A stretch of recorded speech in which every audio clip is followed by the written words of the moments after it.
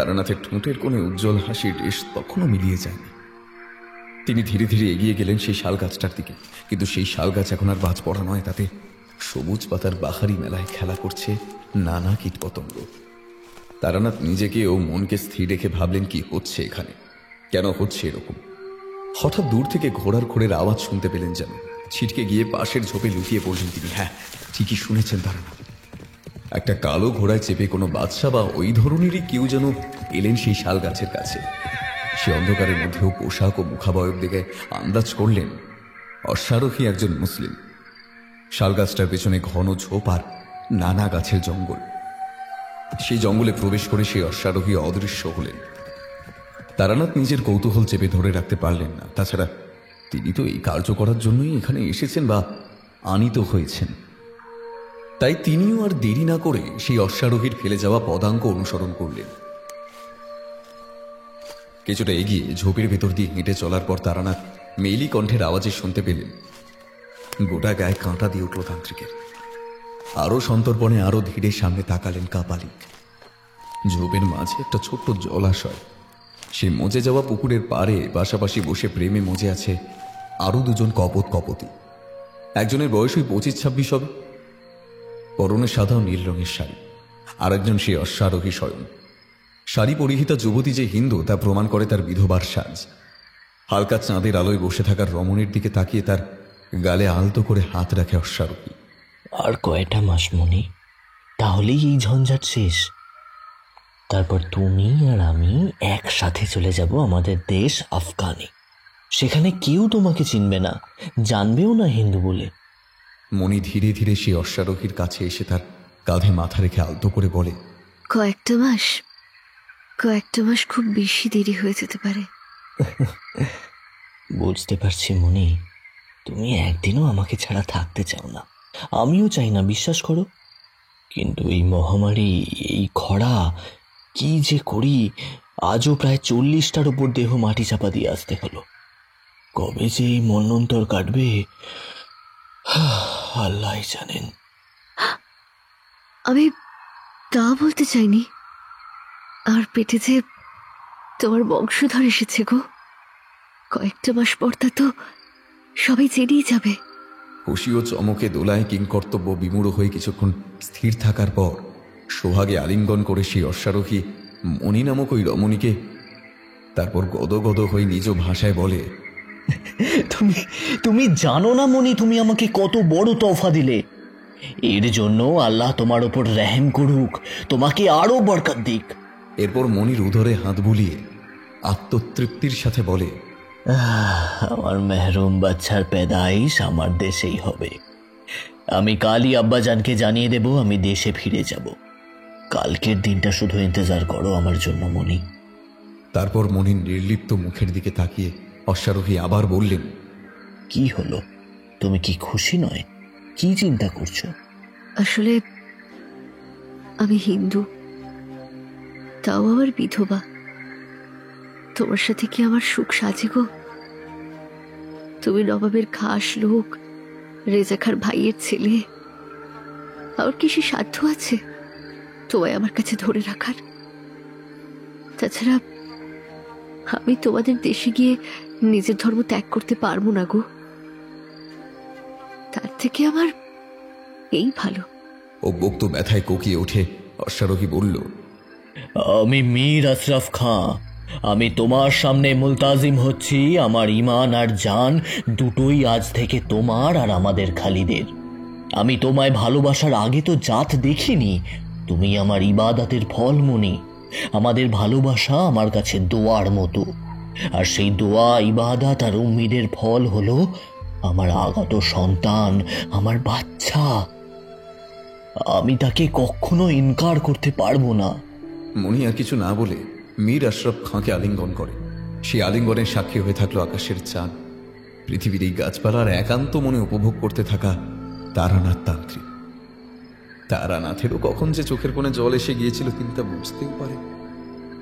বেশ কিছুক্ষণ এভাবে কেটে যাওয়ার পর যেন অশ্বারোহী মীর একটু বিচলিত হয়ে বলে উঠলেন, এবার আমাকে যেতে হবে মনি। বেশিক্ষণ এখানে থাকলে লোকের শখ হতে পারে।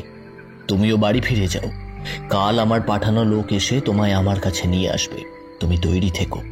মণি আর কিচ্ছু বলল না। ধীরে ধীরে মীর আশরাফ খাঁ সেখান থেকে তারানাথের লুকিয়ে থাকা ঝোপ পেরিয়ে বাইরে বেরিয়ে গেল। আর রামের বিরহে কাতর সীতার মতো মণি বসে রইল অশোক বটিকা সদৃশ্য সেই বনভূমির মাঝে।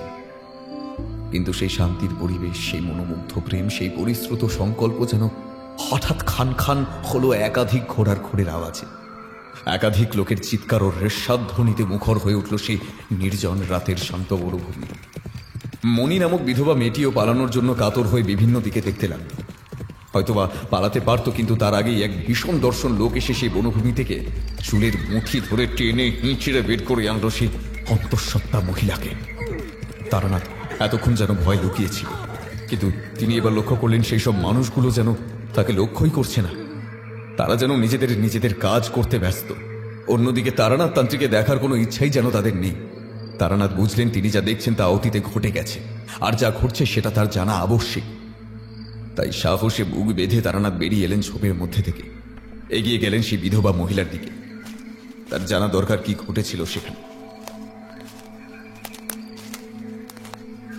বাইরে এসে তারানাথের চক্ষু তো চরক গাছ। সেই বিধবা রমণী মণিকে হাত পা বেঁধে ফেলে রাখা হয়েছে সেই শাল গাছটার নিচে। স্থানুর মতো তারই অনতি দূরে দাঁড়িয়ে আছেন সেই অশ্বারোহী মীর আশরাফ খাঁ। চারিদিকে 10-12 জন লোক, তাদের প্রত্যেকের হাতে শানিত খোলা তলোয়ার। তাদের মধ্যে একজন যেন হুঙ্কার দিয়ে বলে উঠলেন, মীর আশরাফ খাঁ, তুমি গুনহা করেছ, আর সেই গুনহার জন্য আমি সুজা খাঁ তোমার পিতা তোমাকে 3 বৎসরের জন্য কয়েদ থাকার হেদায়েত দিলাম। তুমি কালই ফিরে যাবে আফগান। এখন চলো আমার সাথে। মীর নত মস্তকে তার আব্বাজানকে শুধল। মনির কি হবে আব্বাজান? তাকে যে আমি খুব ভালোবাসি। এককালে এরকম পেয়ার আমি বহুত পেয়দা করেছি বেটা।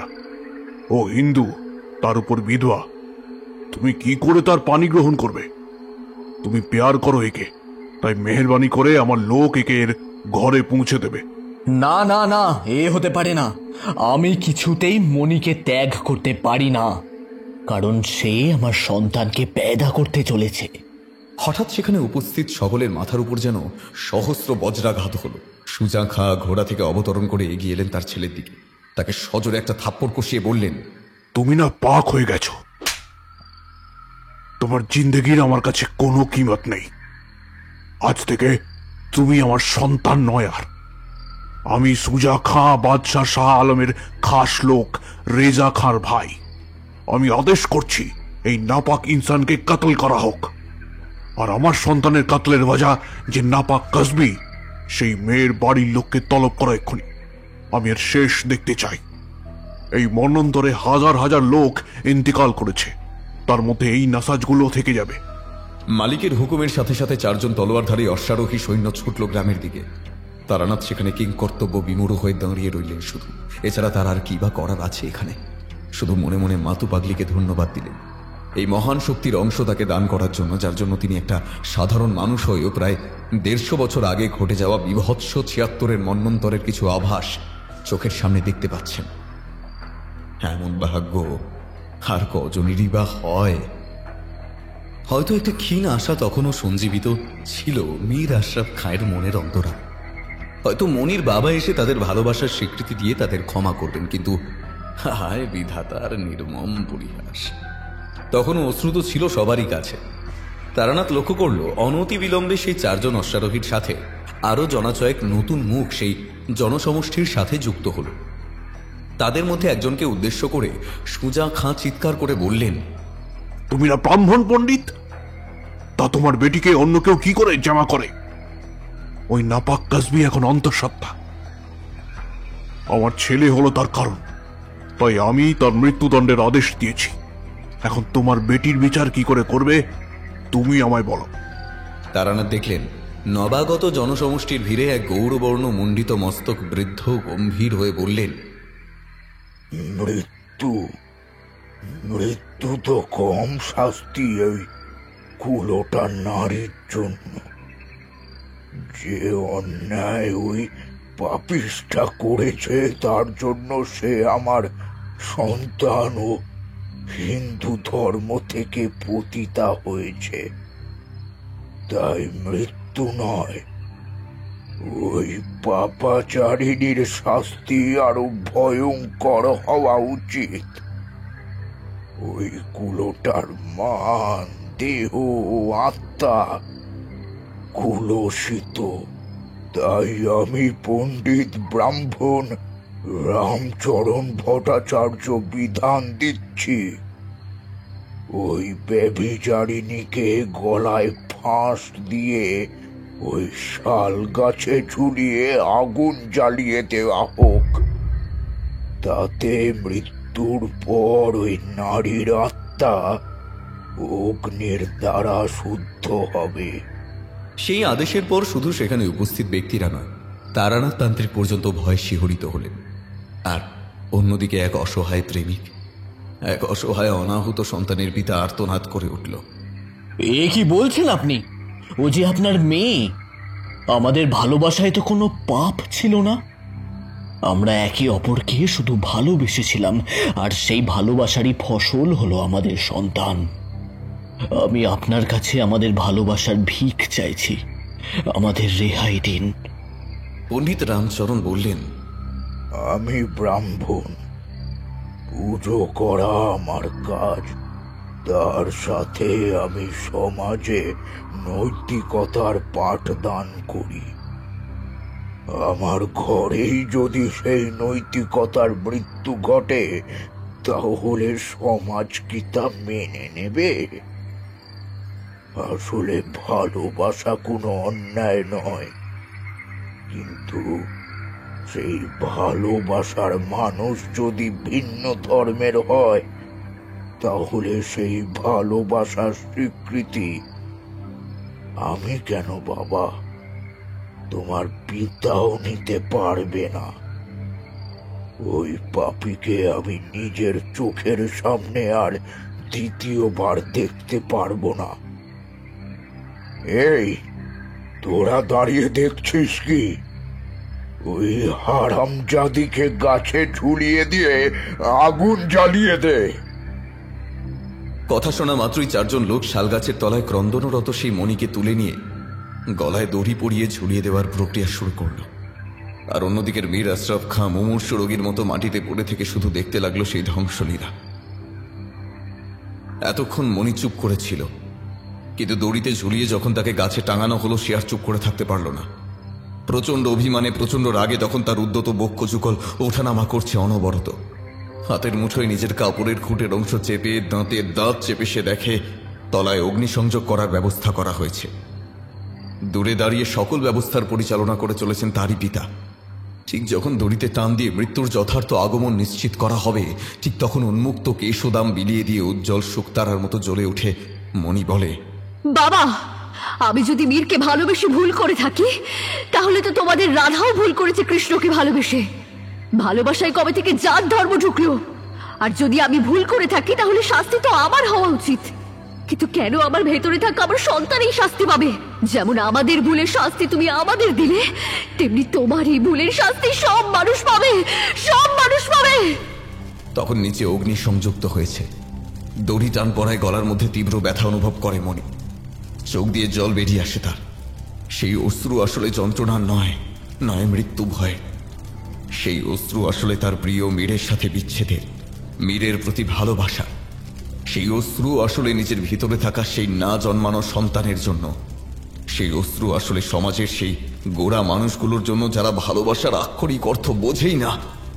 তারানাথ দেখলেন দাউ দাউ করে জ্বলে উঠল আগুন। শালগাছটার নতুন সবুজ কচি পাতাগুলোর সাথে সেই অভাগীর চুল, চামড়া, দেহ, চোখ ধীরে ধীরে অগ্নিগ্রাস করল। হতভাগ্য মীর হয়তো সহ্য করতে পারল না। তার তো মৃত্যুদণ্ড ছিলই। সেও সামনের প্রহরীকে এক ধাক্কায় মাটিতে ফেলে ছুটে প্রবেশ করলো সেই অগ্নিকুণ্ডে।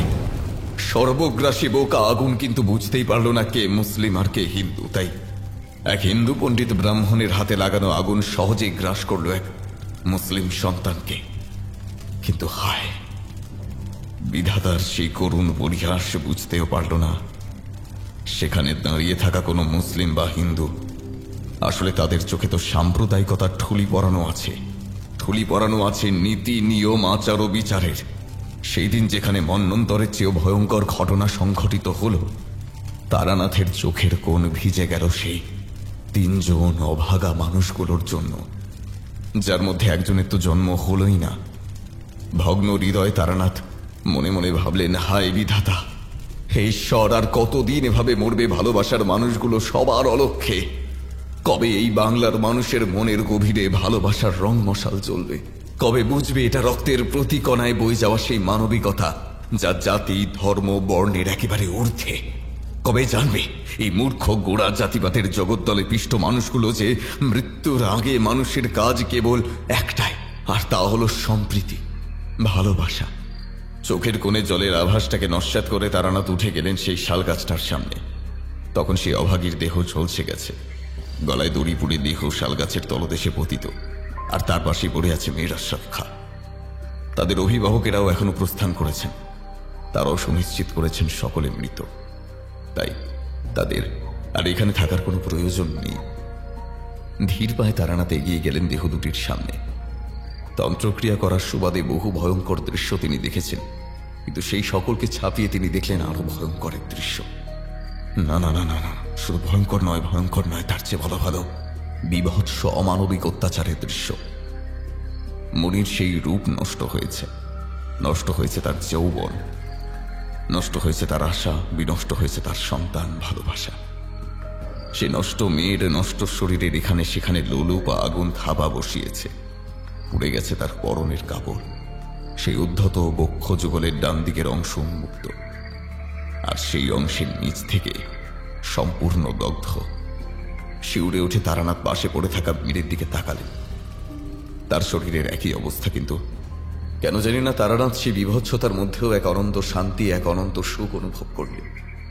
যেন তৃপ্ত হলেন এটা ভেবে যে যাক, তারা দুজন এখন হয়তো শান্তিতে আছে বরাবর, যেখানে কোনো ধর্ম, কোনো ভেদাভেদ নেই, আছে শুধু শান্তি, মুক্তি, আনন্দ।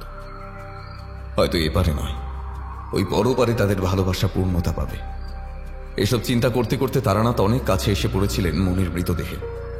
হঠাৎ একটা দমকা বাতাস দিল, চারিদিকের ধুলোর সাথে সে অগ্নিকুণ্ডের ছাই উড়ে এসে পড়ল তারানাথের চোখে মুখে।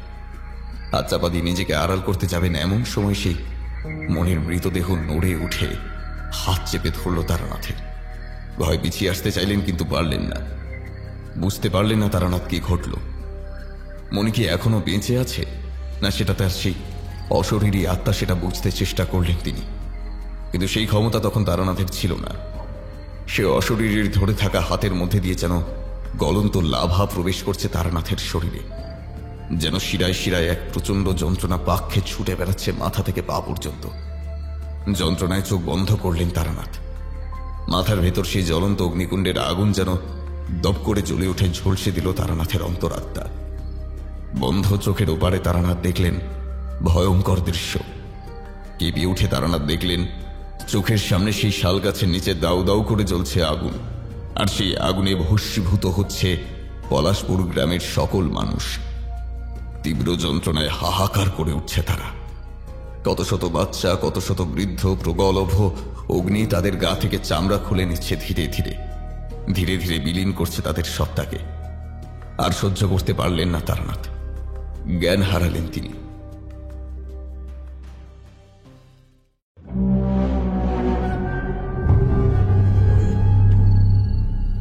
শিশিরের শীতল গন্ধে আর রাত্রের অন্ধকারের কোমল স্পর্শে চোখ খুললেন তারানাথ তান্ত্রিক। পরনের কাপড় তখন ভুলুণ্ঠিত, গোটা গায়ে ধুলো কাদা লেগে আছে। কিছুক্ষণ যেন কিছুই বুঝে উঠতে পারলেন না তারানাথ। কি ঘটেছে, কি হচ্ছে, সবই যেন একটা হেয়ালি মনে হচ্ছে তার। মৃত্যুকে খুব কাছ থেকে তিনি বহুবার দেখেছেন, কিন্তু আজ যেন সেই মৃত্যুর কুটিল ভয়ঙ্কর বিভৎসতা দেখে তিনি বাকরুদ্ধ হয়েছেন। নরম হাতের গরম স্পর্শে চমকে উঠে তারানাথ পাশে তাকালেন।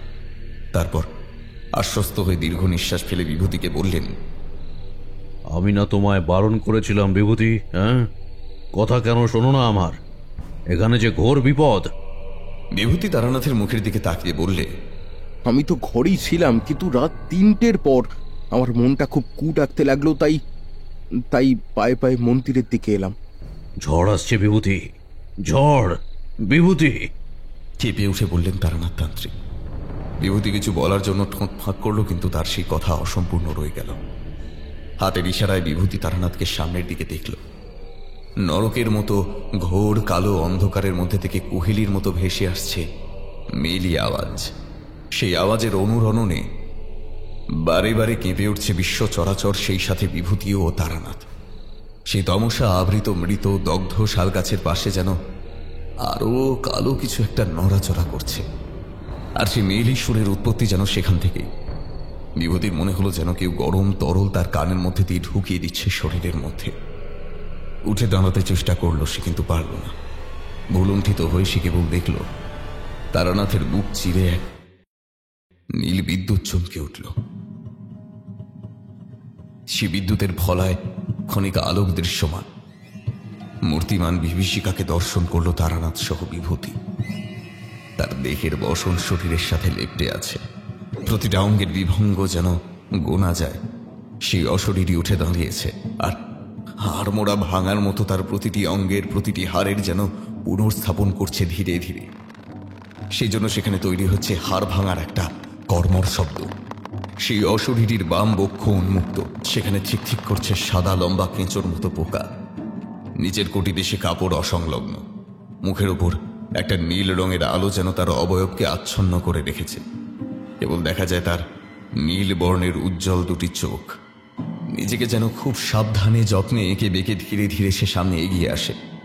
দুরন্ত হাওয়ায় উড়ন্ত নীল আঁচল তখন সেই অশরীরীর পিঠের উপর থেকে শাল গাছের দিকে বিস্তৃত, ঠিক যেন সেই অশরীরীর দুটি ডানা, নীল ডানা। আর তারানাথ তান্ত্রিক সেই অশরীরীর সামনে করজোরে বসে কেবল উচ্চারণ করলেন, নীলপরি, নীলপরি। মেলি শব্দের কিছুটা অনুধাবন করতে পেরেছে বিভূতি। যেন কানের মধ্যে মৃদু গুঞ্জন তুলে সে বলে যাচ্ছে, তোরা মরবি, মরবি, মরবি, মরবি। তোদের আর কেউ রক্ষা করতে পারবে না, পারবে না, পারবে না, পারবে না। বিস্ময়, বিভৎসতা, আদিমতা, উদ্বেগ, ভয়, এই সবের সম্মিলিত চাপে বিভূতি জ্ঞান হারায়, তলিয়ে যায় অন্ধকারের গভীর গহ্বরে। আর এককালের বিখ্যাত তারানাথ তান্ত্রিক চক্রবর্তী বিভূতির নিথর দেহের উপর হাত রেখে কাঁপতে কাঁপতে জপে চলেছেন মহামৃত্যুঞ্জয় মন্ত্র। এবার সেই অশরীরী তারানাথের একেবারে সামনে, সেই নীলাভ অবয়বের মধ্যে থেকে বিচ্ছুরিত নীলা আলোর সামনে নিজেকে বড় অসহায় মনে হলো তারানাথের। নিজের শেষ নিঃশ্বাস আর বিশ্বাসকে অবলম্বন করে দেহের সর্বশক্তি দিয়ে উঠে দাঁড়ালেন তিনি। সেই তমসাবৃতা অশরীরীকে উদ্দেশ্য করে চিৎকার করে বলে উঠলেন, কি চাস তুই? সে অশরীরী এবার হাওয়ার মতো দুলে ঝলঝার মতো হেসে উঠে বলে, প্রতিশোধ, প্রতিশোধ, প্রতিশোধ চাই আমি। আমার রক্ত চাই, আরো রক্ত চাই। শ্রাবণের ঘন কালো আকাশের মধ্যে যেন যুদ্ধ শুরু হলো। গুরু গম্ভীর মেঘের গর্জনে কেঁপে উঠল সমগ্র বনভূমি ও প্রান্তর। তারানাথ ছেড়ে যাবার পাত্র নন, তিনিও ক্রোধে জ্বলে উঠে বললেন, ওরে সন্তান খাগি, নিজের পেটের ছেলে নিজের ভালোবাসাকে খেয়েও তোর খিদে মেটেনি? হতচ্ছাড়ি, দাঁড়া দাঁড়া, তোর মজা আমি দেখাচ্ছি। এই বলে তিনি মন্ত্রোচ্চারণ করে বৈতের দিকে হাত বাড়ালেন। কিন্তু এ কি, দ্বিতীয়বার তারানাথের শক্তি যেন নিঃস্ব হয়ে রইল। তিনি নিজের সর্বাঙ্গে হাত বুলিয়েও কোথাও বৈতের খোঁজ পেলেন না। সে অশরীরীর উল্লাস তখন সপ্তমে উঠেছে। সে চিৎকার করে গর্জন করতে করতে তারানাথের গলা চেপে ধরে, তারপর বলে, খিদে,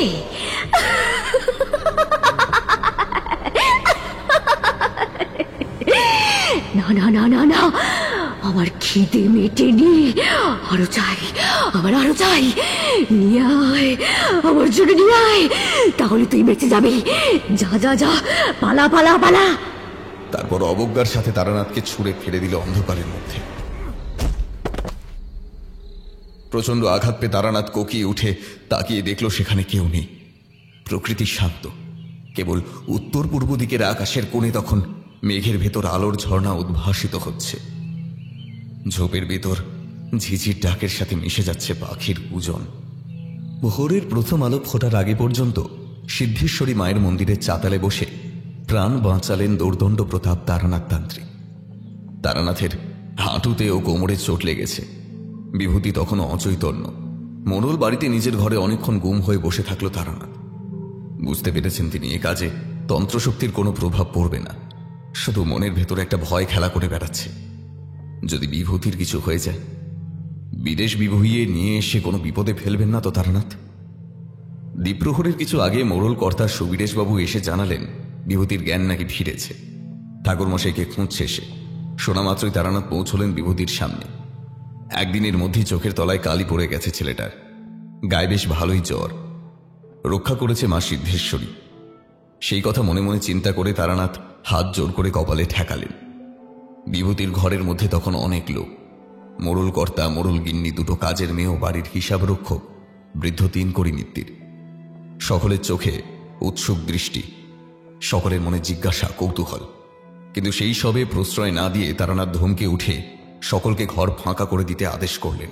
তারপর সুবীরেশবাবুকে উদ্দেশ্য করে বললেন, আপনি দুপুরের খাবারের পর আমার সাথে দেখা করুন, কথা আছে।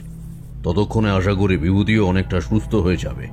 সকলে ঘর ছেড়ে বেরিয়ে যাবার পর তারানাথ বিভূতির পাশে এসে বসলেন। পিঠের জামাটা একটু তোলো তো বিভূতি। কথা মতো কাজ করল বিভূতি। আর জামার তলায় চামড়ার উপর ছড়িয়ে থাকা দাগগুলো দেখে তারানাথ তান্ত্রিক আর একবার চরম ভয় পেলেন। বিভূতির পিঠের চামড়ার ওপর শিরার মতো নীল নীল দাগ ওপর থেকে নিচ পর্যন্ত চলে গিয়েছে। সেই দাগ যেন ক্রমশ আরো উজ্জ্বল, আরো স্পষ্ট হয়ে উঠছে। শিউরে উঠে তারানাথ জামাটা নামিয়ে বিভূতিকে বললেন, তুমি এখানে বিশ্রাম নাও। দুপুরে খাওয়া দাওয়ার পর সুস্থ বোধ হলে আমার শোবার ঘরে এসো, কেমন? বিভূতি ঘাড় নেড়ে সায় দিল।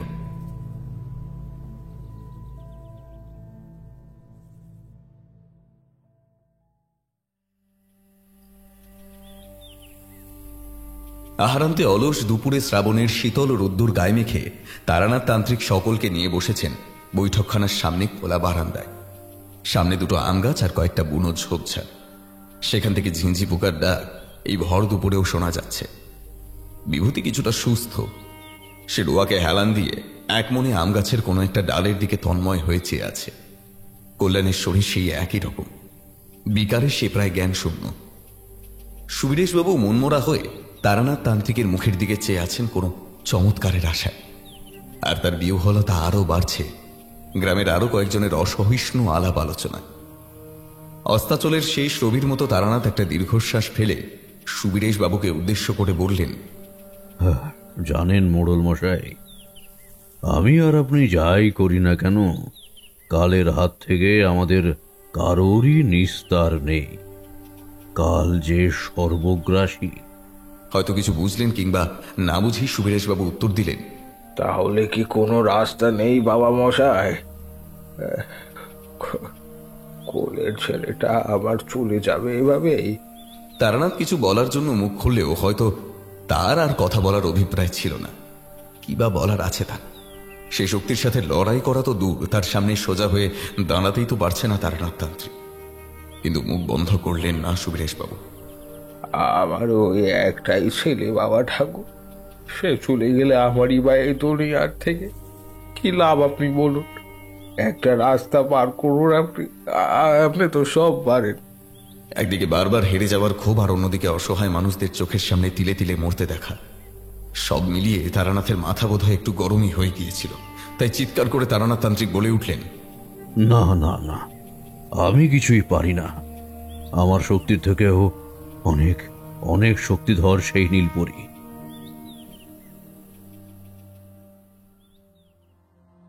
খবর পাওয়া মাত্রই ছুটে এলেন মৃত্যুঞ্জয় ভট্টাচার্য।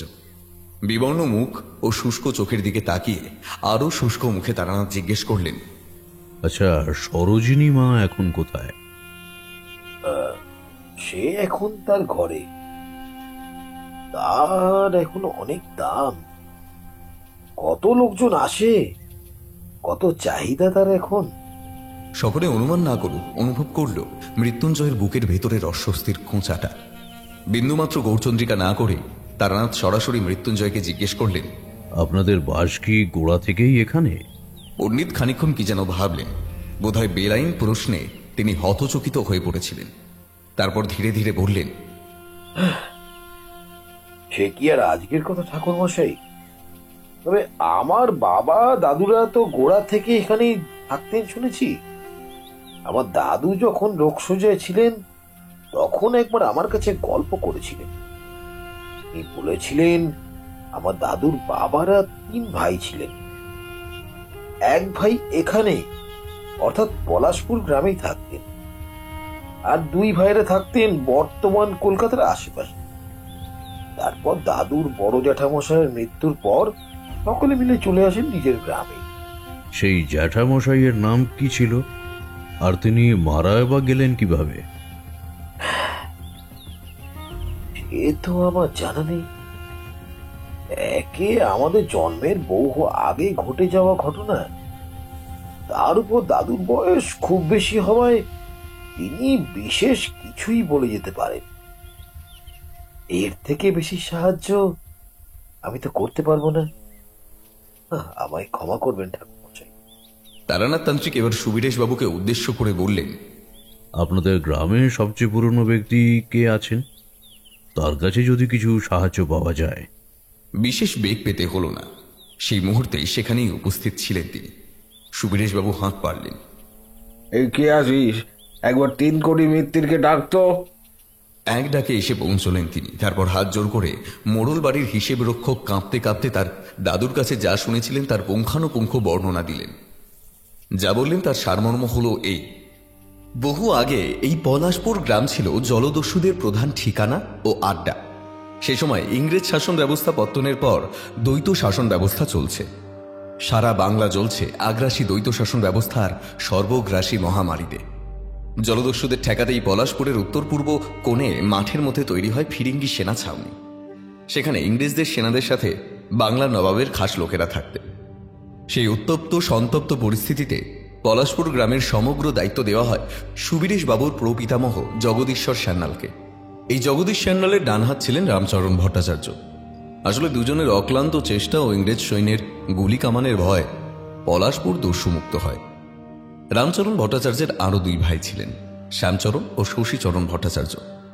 এই শশীচরণ ভট্টাচার্যের প্রথম পৌত্র হলেন মৃত্যুঞ্জয় ভট্টাচার্যের বাবা। রামচরণ ভট্টাচার্যের একটি মেয়ে ছিল, মণিকাঞ্চন, ও ছেলে দীনবন্ধু ভট্টাচার্য। মহামারীর কবলে রামচরণ ভট্টাচার্যের পুরো পরিবার মারা যাওয়ার পর তার 2 ভাই অন্ত্যেষ্টি ক্রিয়া করে আর পলাশপুর ছেড়ে যাননি। এতদূর বর্ণনা করে বৃদ্ধ 3 কড়ি আবার কাঁপতে শুরু করলেন।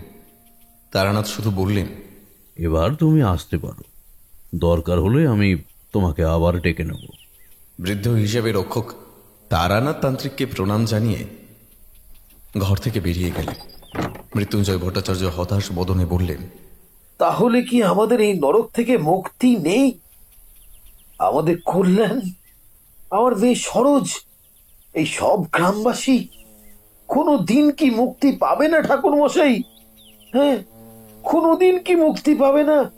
তারানাথ ঘোলাটে চোখে ধোঁয়াটে আকাশের দিকে তাকিয়ে ক্ষীণ হয়ে আশার আলোর মতো বললেন, মুক্তি কাকে বলে জানো? মুক্তি হলো জীবাত্মার ঘেরাটোপ থেকে সেই পরমাত্মায় বিলীন হওয়া। মুক্তি হলো জীবনের মধ্যম বৈচিত্র্যের মধ্যে উত্তম আসামিকে খুঁজে পাওয়া। আসলে সেই গুণাতীতের সাথে কোনো উদ্দেশ্য ছাড়া যে সমন্বয়, তাই হলো মুক্তি। কিন্তু কিছু কিছু কার্য, বিশেষ করে কোনো কোনো আত্মা সেই অসীমের আহ্বান প্রত্যাখ্যান করে। তখন তৈরি হয় প্রেতাত্মা। কোনো পার্থিব কামনা, বাসনা কিংবা প্রতিহিংসাই এর প্রধান কারণ। আপনার বংশেও সেই কাহিনী আছে মৃত্যুঞ্জয়বাবু। বিশ্ব চরাচর সৃষ্টির পর মনুষ্য জাতির সংখ্যা বৃদ্ধি নিয়ন্ত্রণ করতে পরমেশ্বর ভগবান তৈরি করেন কাল বা সময়। মহাকাল সেই কালের ধারক ও নিয়ন্তা। সেই মহাকাল ভৈরব তার সাঙ্গপাঙ্গ অর্থাৎ অমোঘ আত্মাদের সেই কালের ভিত্তি হিসেবে স্থাপন করেন। আর তাই সকল মুক্ত আত্মা কালের গণ্ডির বাইরে। তারাই পৃথিবীতে প্রতিহিংসা বা অন্য কোনো বিশেষ কার্যের জন্য অবস্থান করলেও তারাই পৃথিবীর কালের চক্রে আবদ্ধ নয়, বরং তারা তাদের শক্তি ক্রমশ বৃদ্ধি করতে থাকে। এক্ষেত্রেও তাই ঘটেছে। বিভূতি ফুট কাটল। সেটা কি করে সম্ভব? আত্মা তো আর জীবিত কোনো প্রাণী নয় যে খেয়ে পড়ে শক্তি সঞ্চয় করবে। তারানাথ কটমট করে বিভূতির দিকে তাকিয়ে চোখ বন্ধ করে বললেন, আসলে আমরা পৃথিবীকে মা বলে সম্বোধন করি বিভূতি, কারণ পৃথিবী তার কোলের ছেলেদের নিজের হাতে করে খাইয়ে পরিয়ে মানুষ করে। আমরা যে খাবারটা খাই সেটাও তো এই পৃথিবীরই দান। আর আত্মা মানে তোমার ভাষায় প্রেতাত্মা। আরে বাবা, তারাও তো এই পৃথিবী থেকে জীবনী শক্তিটা সংগ্রহ করে নাকি? আর কালের প্রভাব না পড়ায় তা কয়েকশো বছর পর্যন্ত চলতে পারে। তাহলেই ভাবো একবার কত শক্তিশালী হয়ে উঠতে পারে তারা। যাকগে, বাদ দাও, আসল ঘটনায় ফিরে এসো। তো আমি যেটা বুঝলাম যে প্রেতাত্মা মৃত্যুঞ্জয় ভট্টাচার্যের দাদুর বড় জ্যাঠামশাই রামচরণ ভট্টাচার্যের একমাত্র কন্যা মণিকাঞ্চনের। এদিকে গ্রামে থাকা আপনার দাদুর জ্যাঠামশাইয়ের পুরো পরিবার সহ মহামারীতে মৃত্যুর খবর পেয়ে আপনার দাদুর বাবা ফিরে আসেন এখানে। আপনারা তাই মন্বন্তর কেটে যাওয়ার পরে কলকাতা থেকে ফিরে আসেন পলাশপুর গ্রামে। আপনারা জানতেও পারেননি যে কি বিভৎস হত্যালীলা ঘটে গেছে আপনাদের একটা পুরো পরিবারের উপর দিয়ে। আপনাদের গোঁড়াত্ম, আপনাদের অহমিকা, আপনাদের সাম্প্রদায়িক মানসিকতা হত্যা করেছে একটা নয়, দুটো নয়, তিনটে নিষ্পাপ প্রাণ। হত্যা করেছে আপনার একটা আজন্ম বাচ্চাকে, যে পৃথিবীর আলোটুকুও দেখতে পেল না। কি অপরাধ ছিল সেই ছোট্ট শিশু ভ্রূণের যে কোনোদিনও তার পিতামাতার ভালোবাসা পেল না? তাই ঈশ্বর আপনাদের গ্রামের মানুষকে আজও ক্ষমা করেননি। তাই আজ আপনাদের এই দুর্দশা, বুঝলেন? ঠিক সেই কারণেই আপনাদের আজ এই দুর্দশা। কথাগুলো বলার সময় তারানাথের চোখের কোণে চিকচিক করা জলের চিহ্ন বিভূতির নজর এড়ালো না। বিভূতিরও মনটা বড় ভারী হয়ে আছে।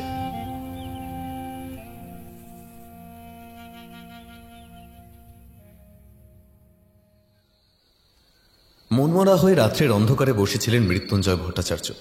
সামনে ধিকি ধিকি উনানের আগুনের আলোয় প্রজ্বলিত তার একমাত্র মেয়ের মুখমণ্ডল। সামনে বসে 4-5 জন গ্রামবাসী। কাল শুক্লা একাদশীর পূজা সম্পন্ন হবে সিদ্ধেশ্বরী মায়ের মন্দিরে। তাই গ্রামের পূজারী পুরোহিত আলোক আচার্য পুরো পরিবার সমেত এসেছেন অনুমতি নিতে। তারই মেয়ে শ্যামলী রান্না চাপিয়েছে নিজের হাতে সরোজিনীর সেবা করবে বলে। দূর থেকে দেখছিলেন মৃত্যুঞ্জয় ভট্টাচার্য। নিজেকে বড়ই বেমানান মনে হচ্ছে আজ তার। সে আগুনের আলোয় লাল হয়ে থাকা মেয়ের মুখের দিকে তাকিয়ে ভাবতে চেষ্টা করলেন তার মেয়ে আসলে দেবী নাকি তারই বংশে ঘটে যাওয়া কোনো পাপাচারের অন্তিম পরিণতি। কিন্তু হায়, মূর্খ পণ্ডিত সেই হিসেব আর মেলাতে পারলেন না। উত্তপ্ত ভাতের কোমল গন্ধ তখন ভট্টাচার্য মশাইয়ের নাকে প্রবেশ করছে। সেই কোমল গন্ধে তার মনে পড়ে যাচ্ছে সরোজের ছোটবেলার নানা কাহিনী, আর সেই স্মৃতি নিগড়ে বের করে আনছে চোখের চোখ। বড় অভিমান হলো মেয়ের উপর। পণ্ডিত মশাই ধীরে ধীরে গৃহ থেকে বের হয়ে হালকা অন্ধকারে হারিয়ে গেলেন। অনেকক্ষণ এদিক ওদিক ঘুরে বেড়ালেন তিনি। যতবার তিনি ঘরে ফেরার জন্য পা বাড়ালেন ততবার নিজের মনের মধ্যে জমে থাকা পিতৃত্বের অভিমান তাকে ফিরতে দিল না। সেই পাহাড় প্রমাণ অভিমান বুকে নিয়ে তিনি পৌঁছলেন দুবলার চরে। ফেনায়িত জ্যোৎস্নায় ম্রিয়মান আলোয় হালকা দৃশ্যমান দুবলা নদী। নদীতে জল এখন খুবই বেশি। বর্ষার হালকা চাঁদের আলোয় সেই জলে আলপনা এঁকে যাচ্ছে প্রকৃতি আপন খেয়ালে। বিমোহিত হয়ে দেখছিলেন সে দৃশ্য। হঠাৎ নদীর জলে ঝুপ করে একটা কিছু পড়ে যাওয়ার আওয়াজ শুনতে পান তিনি। কিছুটা ঠাউর করে এগিয়ে গিয়ে তিনি যা দেখলেন তাতে তার সারা শরীর হিম হয়ে গেল। পেটের ভেতর থেকে নাড়ি ভুড়িগুলি যেন পাক দিয়ে উঠল। হ্যাঁ হ্যাঁ, ওরা সরোজিনী তো। ওই তো নদীর ঘাটের পাশে সেই পড়ে যাওয়া খেজুর গাছ। সেই গাছের পাশে বসে সরোজিনী কিছু একটা খাচ্ছে। সে একটু কাছে গিয়ে মৃত্যুঞ্জয় দেখলেন সেটা সেই হতভাগী শ্যামলীর দেহ। শ্যামলীর চোখ এখন উন্মুক্ত মহাশূন্যের দিকে। তার বক্ষস্থলের নরম মাংস ছিঁড়ে খেয়েছে কেউ। আর সরোজিনী, সে এখন পরম তৃপ্তিতে একটু একটু করে শ্যামলীর উরু থেকে মাংস কেটে নিচ্ছে নিজের উন্মুক্ত সদন্ত দিয়ে। মাঝে মাঝে শোণিত ধারা ছিটকে বেরিয়ে এসে ভরিয়ে দিয়ে যাচ্ছে সরোজিনীর মুখ ও বুক। আর সেই উত্তপ্ত ধারায় স্নাত সরোজিনী আনন্দে হাসতে হাসতে আরো জোরে কামড় বসাচ্ছে দেহের অন্যান্য জায়গায়। এ যেন এক ভয়ঙ্কর নারকীয় দৃশ্য। সেই উল্লাস, সেই তৃপ্তি, সেই উদ্দামতা যেন অন্য পৃথিবীর। কি করে যে মৃত্যুঞ্জয় সেই স্থানে দাঁড়িয়েছিলেন তিনি নিজেও বুঝে উঠতে পারলেন না। তার সমগ্র শরীর বন তখন ভগ্ন প্রায়। অজ্ঞান হওয়ারও বোধ হয় আরো বেশি দেরি নেই। ঠিক সেই সময় হঠাৎ যেন কেউ পেছন থেকে তাকে ধরে টেনে নিয়ে গেল ঘাটের পূর্ব পাড়ের ঝোপের পেছনের দিকে। একই ভয়ঙ্কর রকম সন্ত্রস্ত ছিলেন। তার উপর এ ধরনের আচমকা উৎপাতে অতিষ্ঠ হয়ে চিৎকার করতে যাবেন, ঠিক সেই সময় তিনি দেখেন তারানাথ তান্ত্রিক তার ঠোঁটে আঙুল দিয়ে আওয়াজ করতে বারণ করছেন। এত কষ্টের মধ্যে, এত বিভৎসতার মধ্যে তারানাথ তান্ত্রিককে দেখে কিছুটা শান্ত হলেন বৃদ্ধ পিতা।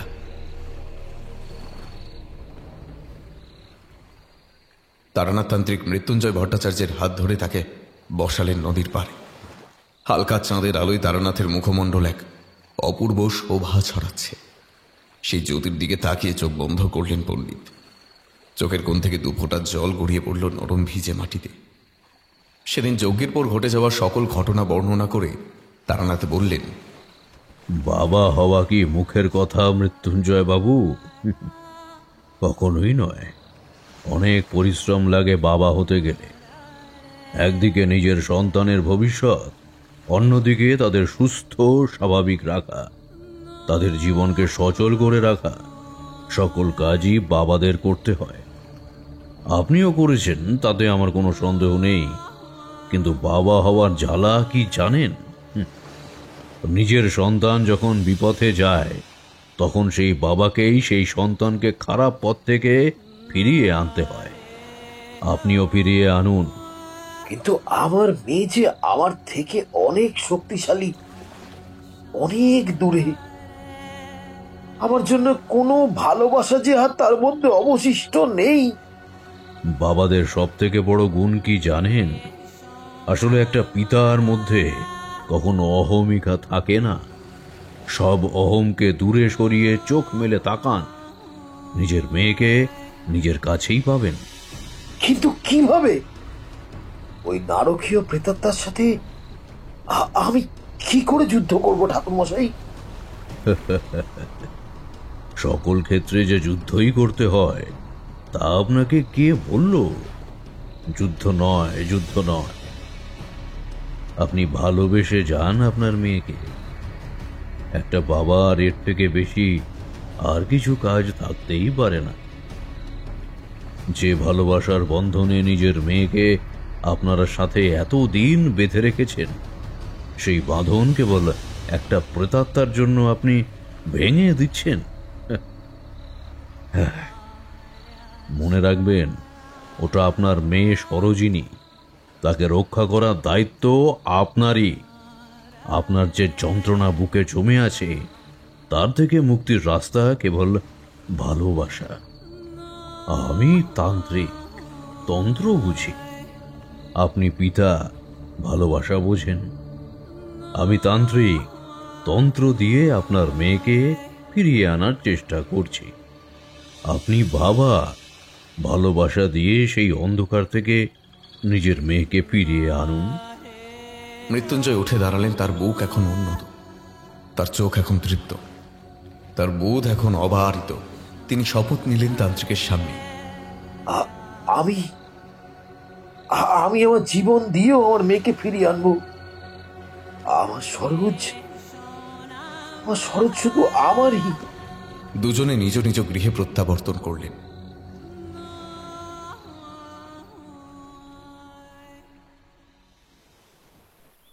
শুক্লা একাদশীর সকালের শ্যামলতা ঘুচে গেল শ্যামলীর অকাল প্রয়াণ। সে বিভৎস মৃতদেহের সামনে গোটা গ্রামের কোনো মানুষই দাঁড়াতে পারে। তার বাবাকে সেখানে যেতেই দেওয়া হয়নি। গ্রামের একমাত্র ডাকাতে রোম নিধু সর্দার একাই পাহারা দিচ্ছিল সব দেহ। তারানাথ তান্ত্রিককে ডেকে আনার বিধান দিয়েছিলেন গ্রামের কিছু মুরব্বী সহ একাধিক লোক। হঠাৎ শনশন শব্দে পাশের তালগাছের মাথার উপর দিয়ে কি যেন একটা উড়ে গেল মনে হলো নিধু সর্দারের। চমকে উঠে ঘাড় তুলে তাকালো সে তালগাছের ডগার দিকে। শ্রাবণের হালকা আলো ফোঁটা সকালে তখন সব স্পষ্ট, সব উজ্জ্বল। তালগাছের ডগার 10-12টা তালপাতার মাঝে বাবুই পাখির ছোট্ট ভিজে ঝুলন ঘরটাও পরিষ্কার দেখা যাচ্ছে নিচের থেকে। তালগাছের ডগার দিকে তাকিয়ে দম ভরে নিঃশ্বাস নিয়ে মনে মনে খুব একচোট হেসে নিল নিধু সর্দার। বহু রাতে শ্মশানে নিজের বয়সের থেকে অনেক বেশি মরা পুড়িয়েছে সে। আজ এই দিনের বেলায় খোলা মাঠে নদীর চরে সে ভয় পাচ্ছে। তারপর ঘুরে তাকালো পড়ে থাকা শ্যামলীর লাশের দিকে। চমকে উঠে পিছিয়ে উঠতে গিয়ে আলের গোড়ায় পা আটকে ছিটকে পড়ে নিধু সর্দার। সেই ঘোরতর বিভৎস পরিবেশেও না হেসে থাকতে পারে না নিধু সর্দারের মরা পোড়াবার সঙ্গী লক্ষ্মী মালিক। সে হেসে বলে, তোর বাসায় গিয়া শুনলুম তুই নাকি এইখানে আইছিস। এক্ষণে বুঝলুম তোর পেরানটা বেইরেই গেছিল আর একটুখান হইলেই। বলেই সে আবারও ফ্যাঁচ ফ্যাঁচ করে হাসতে লাগলো। নিধু উঠে দাঁড়িয়ে ঠাস করে লক্ষ্মীর গালে চড় কষিয়ে বলল, ঠেসটামো কইবার আর জায়গা পাও না না? এত ধারি পাড়া একখানা মাইয়ে সইলে গেল, আর তুমি কিনা হাঁটতেছো? এবার যেন লক্ষ্মী মালিক নিজের ভুল বুঝতে পেরে মন ভার করে লাশের দিকে তাকাল। সহমর্মিতার সুরে সে বলল, আহা, মাইরা টাইরে কে যে এমন কইরা মাইরলো, সামারের বেটাকে যদি হাইতে একবার পাইতাম, দেখাইয়া দিতুম সন্ডালের রাগ করে কয়। লক্ষ্মীর কথা শেষ হবার সাথে সাথে দ্বিতীয়বার নিধু সর্দারের মাথার মধ্যে ঠান্ডা জলের স্রোত বয়ে গেল যেন। সে পাশে দাঁড়িয়ে থাকা লক্ষ্মী চণ্ডালকে বলে, ও শ্যাঙাত, দেও তো লাশটার বুকখানা কেমন যেন ওঠানামা করতেছে না?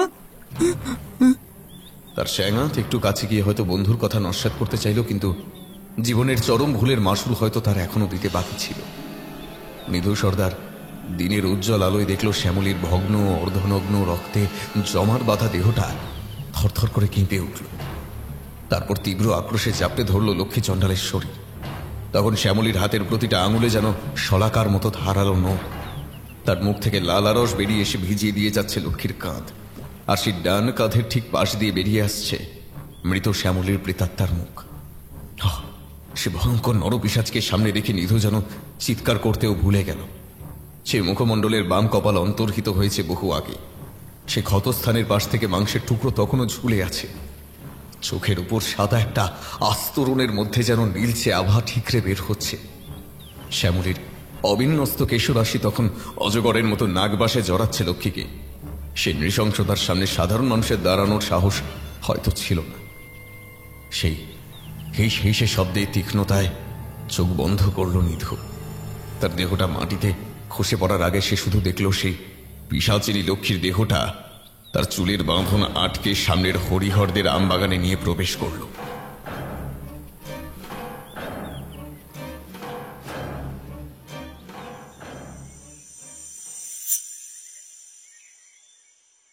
তারানাথ তান্ত্রিক যখন সেখানে পৌঁছলেন তখন শুক্ল একাদশীর সকালের অস্তিত্ব বিনষ্ট হয়েছে বহু আগে।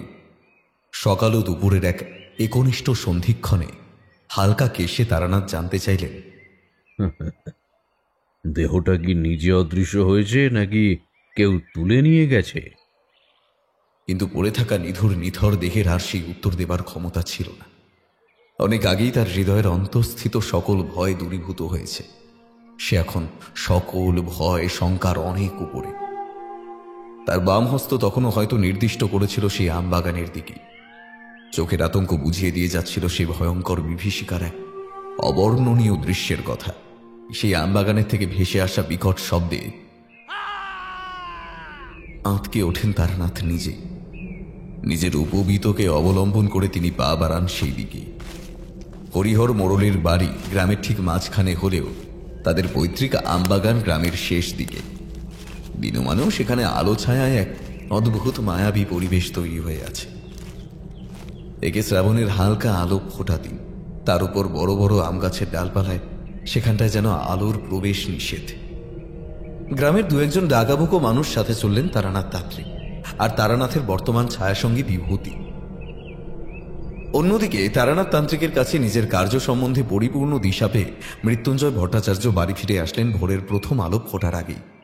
শিশির সিক্ত মাটিতে অশ্রুসিক্ত মনে তিনি অপেক্ষা করতে লাগলেন তার পরম ধন, তার মেয়ের। সকালের কিছু পরেই ফিরে এলো সরোজিনী। সদ্য স্নান করা তার চুল থেকে তখনও জল ঝরে পড়ছে মাটিতে। বৃদ্ধ পিতা ডেকে উঠলেন, মা সরোজ, মারে একবার এদিকে আয় তো মা। সরোজিনী তখন বাড়ির নিত্য কাজে ব্যস্ত হবার তোড়জোড় করছিল। বাবার ডাকে পিছন ফিরে হাসি মুখে এসে বসে বাবার পাশে। ডান হাতের তর্জনী দিয়ে মুখের উপর এসে পড়া অসংলগ্ন চুলগুলোকে কানের পাশে গুঁজে সে স্নিগ্ধ দৃষ্টিতে বাবার দিকে তাকিয়ে জিজ্ঞেস করে, কি হয়েছে বাবা? কিছু বলবে আমায়? বৃদ্ধ পিতা চোখ বন্ধ করে তখনও ভেবে চলেছেন তারানাথ তান্ত্রিকের শেষ কথাগুলো, আর মনে মনে তৈরি করছেন নিজেকে শেষবারের মতো লড়াই করার জন্য। অসহিষ্ণু হয়ে সরোজিনী আবার জিজ্ঞেস করে, কি গো বাবা, কিছু বলবে? হঠাৎ কি জানি কি বুদ্ধি খেলে গেল মৃত্যুঞ্জয় ভট্টাচার্যের মনে। তিনি হয়তো বোধগম্য করলেন বাইরের খোলসে সরোজিনীর মতো অভিনয় করে সেই মনির অতৃপ্ত আত্মা তার সাথে প্ররোচনা করলেও সরোজিনী এখনো ভিতরে কোথাও রয়ে গেছে। আর তার পিতা জানে কিভাবে তার মেয়ের সাথে কথা বলতেই হবে। তাই বৃদ্ধ পিতা ইশারায় কথা বলা শুরু করলেন, যেমন আগে তিনি তার মেয়ের সাথে করতেন। বোঝাতে চাইলেন তার ভিতরের কষ্টটা, যন্ত্রণাটা। সরোজিনীর চোখে চোখ রেখে তিনি ইশারায় বলতে চাইলেন, আমি আছি তোর সাথে মা, তুই যুদ্ধ কর এই অশরীরীর সাথে। আমি আমার শেষ রক্তবিন্দু দিয়েও তোকে ফিরিয়ে আনবো। আমার বংশের পাপাচারের শাস্তি যদি কাউকে পেতে হয় সেটা আমি, তুই নয় মা, তুই নয়। শুধু এটুকু মনে রাখ মা, তোর বাবা তোকে আজও অনেক অনেক ভালোবাসে। শ্রাবণের মনোমুগ্ধকর সকালে হালকা সূর্যের আলোয় ভাসমান বৃদ্ধ পিতার চোখের কোণে চরম কন্যা স্নেহের পরম পরিণতি তার অশ্রুজল। হয়তো কাজ হলো। থরথর করে কেঁপে উঠে সরোজিনী ছুটে বেরিয়ে গেল ঘর ছেড়ে। কিন্তু সেই চকিত মুহূর্তে মৃত্যুঞ্জয় ভট্টাচার্য দেখতে পেলেন নিজের সেই সরোজকে, যাকে তিনি এতদিন এত কাছে থেকে অনুভব করতে পারেননি। খুশিতে আরো 2 ফোঁটা অশ্রু ঝরে পড়ল শেষ শ্রাবণের মধুর প্রভাতে। এদিকে তারানাথ তান্ত্রিকের সাথে গ্রামের 2 জন জনৈক গ্রামবাসী ও বিভূতি প্রবেশ করল সেই গভীর আমবাগানে। বর্ষার বৃষ্টির শেষ কণাগুলো তখনও আম গাছের পাতার থেকে ঝরে পড়ছে নিচের কালো মাটির উপর। চারিদিকে এক নিঝুম নিস্তব্ধতা যেন মনের ভেতর ভয়ের বীজ আরো জাগিয়ে তোলে। ছোট্ট দলটির প্রথমে আছে হরিহর, মোড়লের জ্যেষ্ঠ পুত্র দিগম্বর, তার পেছনে নিত্যানন্দ সাপুই, মাঝে আছেন স্বয়ং তারানাথ, আর তার পিছনে বিভূতি। বিভূতি প্রথম নীরবতা ভঙ্গ করে বলে ওঠে, ঠাকুরমশাই, আপনি এতদিন গল্পে যা সব বর্ণনা দিতেন শুনে ঠিক বিশ্বাস করতে পারতাম না। তার জন্য আজ আমি আপনার কাছে ক্ষমা চেয়ে নিচ্ছি। সত্যি ঠাকুরমশাই, আপনি আপনি অনেক বেশি সাহসী। ঠাকুরমশাই কিচ্ছু বললেন না, কেবল নিঃশব্দে এদিকে ওদিকে তার উপর নিচে তাকিয়ে কি যেন অন্বেষণ করতে লাগলেন। এভাবে মিনিট 2 চলার পর সকলে মিলে যখন আমবাগানের ঠিক মাঝে এসে পৌঁছলেন, তখন শ্রাবণের সকালের সূর্যের উপর মেঘের ছোপ পড়ে চারিদিক অন্ধকার করে এলো, যেন হাওয়ার কোনো এক ঝটকা ছো মেরে তুলে নিয়ে গেল দিবাকরকে। সেই অন্ধকারের হাতছানির মধ্যে যুক্ত হওয়া হাওয়ার গুঞ্জন আর কুয়াশার গাঢ় আস্তরণ মুছে দিয়ে গেল সামনের আমবাগানের ছবি। তারানাথ হেঁকে সকলকে সাবধান করে দিলেন, সকলে শুনুন, সকলে সাবধান। সেই মায়াবিনী যে কোনো ভাবে আমাদের ভ্রমিত করতে পারে, কেউ যেন দলছুট হয়ে যেও না। কিন্তু কথা শেষ হবার ঠিক পরেই একটা দমকা বাতাসের সাথে উৎকট রক্তের গন্ধ আর মাংস পচার গন্ধ এসে লাগলো সকলের নাকে। শরীরের যতটুকু ক্ষমতা ও মনের যেটুকু সাহস অবশিষ্ট ছিল তা যেন নিমেষেই মিলিয়ে গেল বিভূতির। তারানাথ তান্ত্রিকের পরিহিত সাদা ফতোয়ার কাঁধের উপর টপটপ করে 2-4 ফোঁটা রক্তের বিন্দু এসে পড়ল গাছের ওপর থেকে। আঁতকে উঠে বিভূতি চিৎকার করে উঠল, ঠাকুরমশাই, গাছের উপর ওই দেখুন। বিভূতির দৃষ্টি অনুমান করে বাকি 3 জন চোখ উপরে তুলে যা দেখলেন তাতে তাদের হৃদয় ক্রিয়া কিছুক্ষণের জন্য বন্ধ হয়ে গেল হয়তো। তারা দেখলেন গাছের উপর শ্যামলীর কালকের বাসি মরা পা ঝুলিয়ে বসে আছে, আর তার কোলে শোয়ানো কার যেন একটা দেহ। এখান থেকে মুখ দেখা যায় না, কিন্তু সহজেই অনুমান করা যায় সেই দেহে আর প্রাণ অবশিষ্ট নেই, কারণ দেহের পেটের পাশ থেকে গাছের ডালের উপর ঝুলে রয়েছে নারী ভুঁড়ি। সে বিক্ষিপ্ত অন্ত্রের পাশ কাটিয়ে সুন্দর করে শ্যামলীর মৃতদেহ তার দাঁত দিয়ে কেটে নিচ্ছে নরম মাংস। যেটা ভালো লাগছে পরম তৃপ্তিতে ভক্ষণ করছে, আর যেটা পছন্দ হচ্ছে না তা ছুঁড়ে ফেলছে অবজ্ঞা ভরে। আর সেই ডালের উপর দিয়ে প্রবাহিত রক্তের স্রোত টপ টপ করে এসে পড়ছে তারানাথ তান্ত্রিক সহ নিচে দাঁড়ানো মানুষগুলোর চোখে মুখে। নিত্যানন্দ থাকতে না পেরে ছুটে যায় পাশের আম গাছের আড়ালে। তারানাথ ইশারায় বাকি 2 জনকে তাকে সামলাতে আদেশ করেন। তারপর তারানাথ নিজের চোখ বন্ধ করে কিছু একটা মন্ত্র পড়ে মাটিতে বসে পড়েন। গাছের আড়াল থেকে বিভূতিরা দেখে সেই অশরীরী এবার যেন কিছু একটা উপলব্ধি করে খাওয়া বন্ধ করে এদিকে ওদিকে তাকায়। তারপর দেহটাকে অবজ্ঞার সাথে ছুঁড়ে ফেলে নিচের মাটিতে। তারানাথ তখনও সেইভাবেই মন্ত্রোচ্চারণ করে চলেছেন চোখ বন্ধ করে। হঠাৎ হাওয়ার দমকের সাথে সাথে সেই শ্যামলী নেমে আসে ঠিক তান্ত্রিকের সামনে।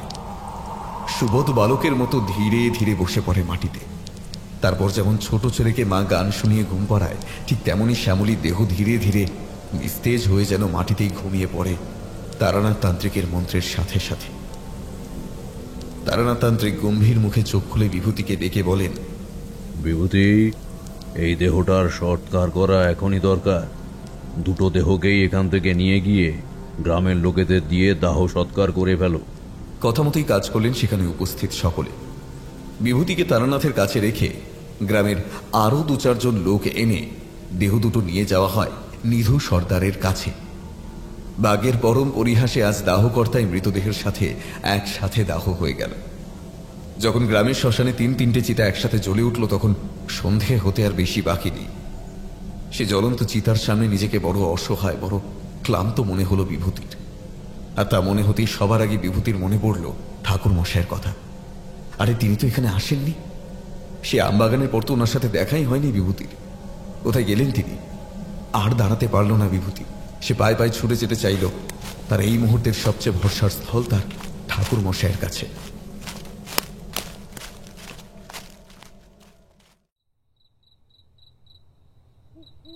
সন্ধে হবার ঠিক আগেই আকাশে মেঘের ঘন ঘটা বাড়তে শুরু করেছিল।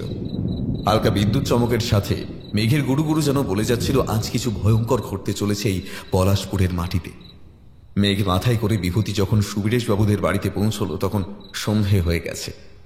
খোঁজ নিয়ে তারানাথ তান্ত্রিকের কাছে গিয়ে অবাক হয় বিভূতি। সেখানে সকলকে একসাথে দেখার আশা করেনি সে। মৃত্যুঞ্জয় ভট্টাচার্য, সরোজিনী, সুবীরেশ বাবু, এমনকি অসুস্থ কল্যাণকেও দেখতে পেল সেখানে। কি হচ্ছে, কিভাবে হচ্ছে বুঝতে না পেরে ধপ করে বসে পড়ে মেঝেতে। তারানাথ তার হাত ধরে তক্তায় বসিয়ে মাথায় হাত বুলিয়ে বলেন, আহা, অধৈর্য না হয়ে আমার কথাটা মন দিয়ে শোনো। আজই আমাদের কিছু করতে হবে, না হলে যে খুব দেরি হয়ে যাবে বিভূতি।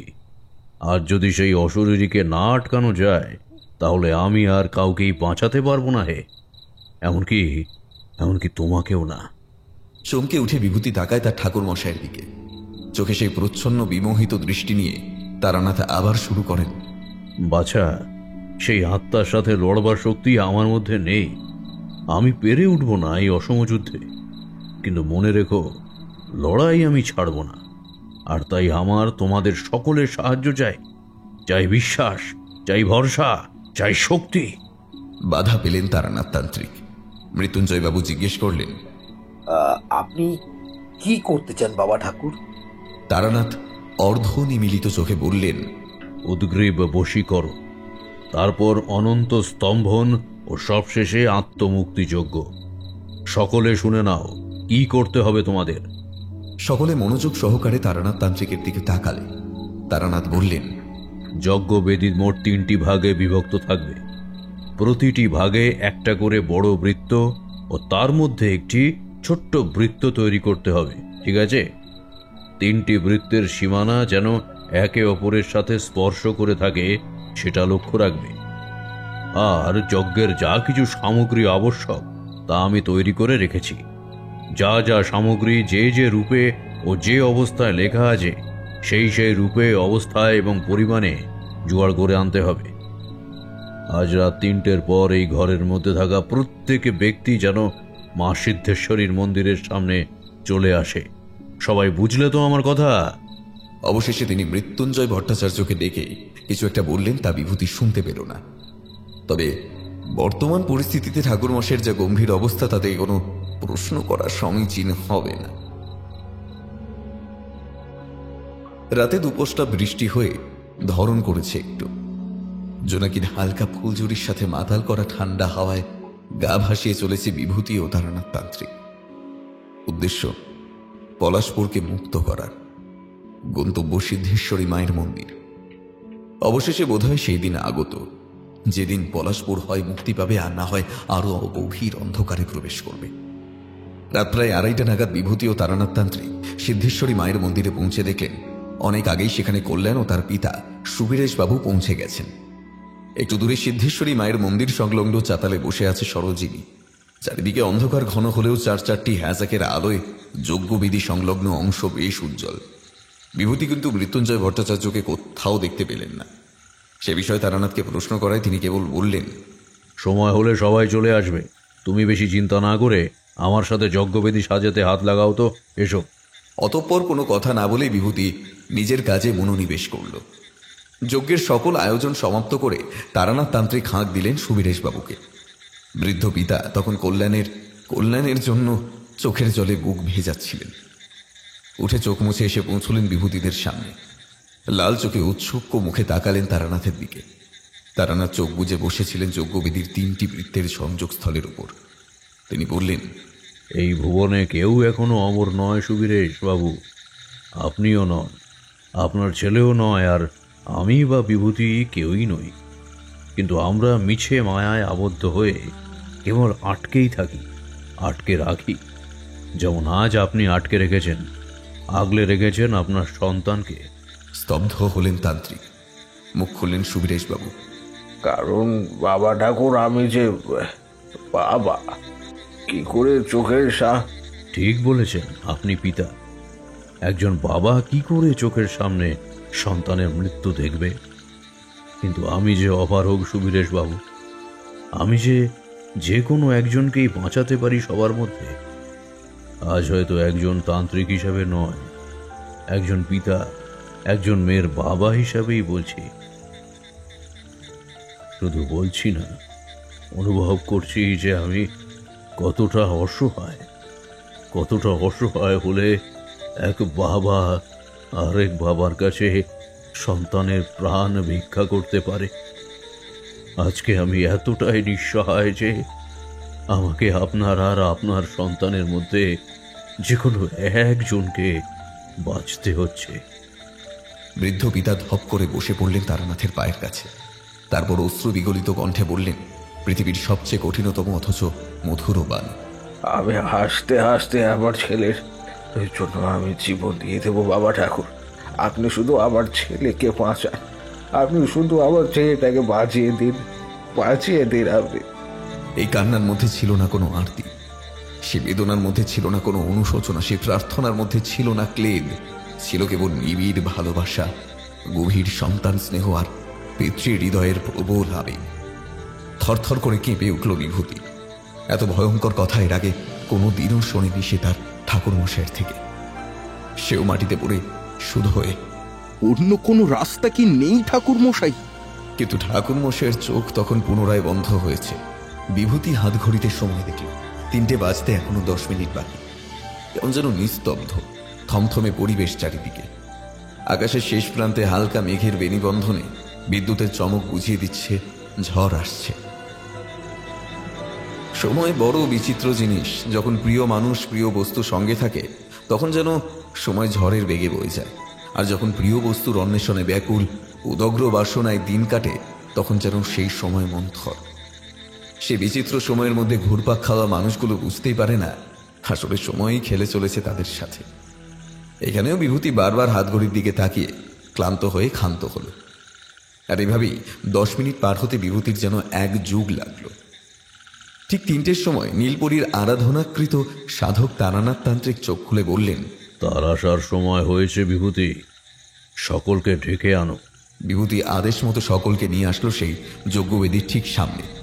তারানাথ বললেন, সরোজিনী মা, তুমি এই আমার পিছন দিকের বেদিতে বসো দেখি মা। আর বিভূতি, কল্যাণকে ধরে আমার ডান দিকের বেদিতে শুইয়ে দাও। বিভূতি ও সুবীরেশবাবু সস্নেহে মৃতপ্রায় কল্যাণকে ধরে শুইয়ে দিলেন তারানাথের সামনের বৃত্তাকার বেদিতে।